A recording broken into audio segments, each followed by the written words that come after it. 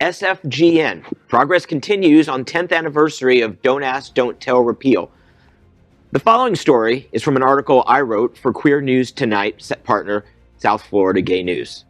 10 years ago this week, the odious policy, known as Don't Ask, Don't Tell, DADT, came to an end. The law prevented gay people from serving openly in the military. People who went public with their sexuality were kicked out, no matter how distinguished their service. Enacted in the 1990s, DADT was created to stop witch hunts of suspected homosexuals, meaning if you stayed in the closet and kept quiet, you'd be left alone.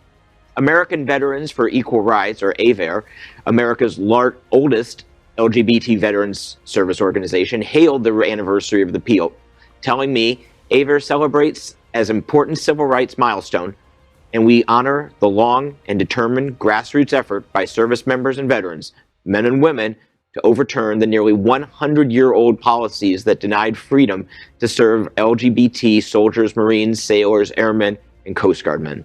We acknowledge the diverse efforts, strategies, struggles, and sacrifices by many individuals and organizations that led to the repeal of the discriminatory DADT law, end quote. You can get more of my story in tomorrow's South Florida Gay News.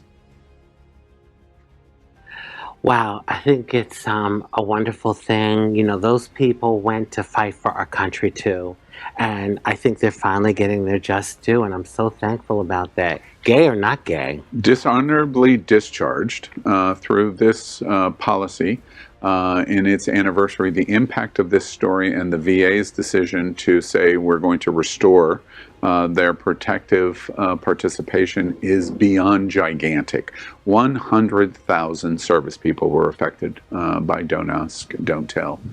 So the news is absolutely fantastic, and a great story too, by the way, John. I think it's disgusting that Don't Ask, Don't Tell even existed, and I'm so glad that I can't believe it's been 10 years, and you know that was the right move to turn that around. That it's just ridiculous that was even in state.